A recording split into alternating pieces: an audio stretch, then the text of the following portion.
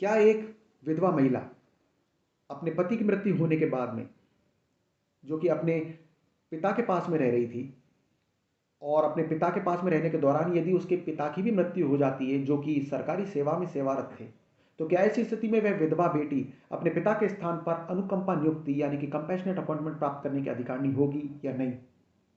आज आपको जानकारी दूंगा इस वीडियो में। नमस्कार, मैं एडवोकेट नृपेंद्र सनसनवार स्वागत करता हूं आपका अपने यूट्यूब चैनल लॉ डोर में। दरअसल ये मामला आया था ऑनरेबल इलाहाबाद हाईकोर्ट के सामने। इस मामले के अनुसार वह विधवा बेटी अपने पति की मृत्यु होने के बाद में अपने बेटे के साथ में अपने पिता के पास में ही रह रही थी, जो कि एक सरकारी सेवा में सेवारत थे। उस विधवा बेटी के पिता की मृत्यु भी सन 2011 में हो जाती है, और जो मृतक थे वे अपने पीछे अपनी विधवा पत्नी और 4 बेटियों को छोड़कर जाते हैं। उन 4 बेटियों में से ही एक विधवा बेटी इस मामले में आवेदक थी। उस विधवा बेटी के द्वारा डिपार्टमेंट के सामने, यानी कि जिस डिपार्टमेंट में वह उसके मृतक पिता कार्यरत थे, उस डिपार्टमेंट में कंपैशनेट अपॉइंटमेंट प्राप्त करने के लिए आवेदन दायर किया जाता है।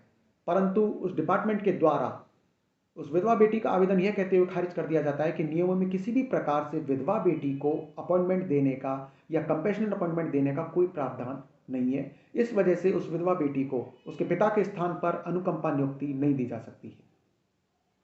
उस विभाग के द्वारा दिए गए उस आदेश को विधवा बेटी के द्वारा चुनौती दी जाती है सेंट्रल एडमिनिस्ट्रेटिव ट्रिब्यूनल यानी कि केंद्रीय प्रशासनिक अधिकरण में, जिसे कि संक्षेप में कैट भी कहा जाता है।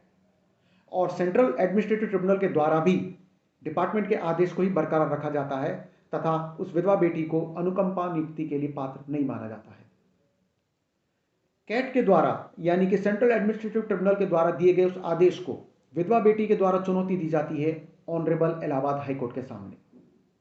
तब ऑनरेबल इलाहाबाद हाईकोर्ट सभी मामलों और तथ्यों पर बारीकी से विचार करते हुए यह निर्णय देते हैं कि बेटी आजीवन बेटी रहती है, क्योंकि बेटा तो शादी होने के बाद में अपनी पत्नी का हो जाता है, परंतु बेटी अपने माता पिता को कभी नहीं भूलती और वह आजीवन बेटी के तौर पर अपने सभी संबंध निभाती है।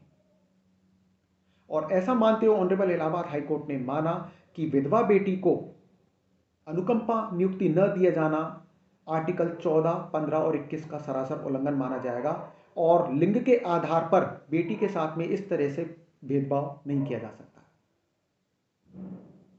और इस प्रकार ऑनरेबल इलाहाबाद हाईकोर्ट ने विधवा बेटी को भी अपने पिता के स्थान पर अनुकंपा नियुक्ति प्राप्त करने का पूर्ण रूप से हकदार माना। तो यह थी महत्वपूर्ण जानकारी ऑनरेबल इलाहाबाद हाईकोर्ट के द्वारा दिए गए एक फैसले के बारे में, जिसमें कि ऑनरेबल इलाहाबाद हाईकोर्ट ने विधवा बेटी को भी उसके पिता के स्थान पर अनुकंपा नियुक्ति के लिए पात्र माना। यह जानकारी आपको कैसी लगी मुझे कमेंट बॉक्स में लिख कर जरूर बताएं, तो साथ ही साथ इसे आप शेयर और लाइक भी करें। तो मिलते हैं एक नई कानूनी जानकारी के साथ अपनी अगली वीडियो में। नमस्कार।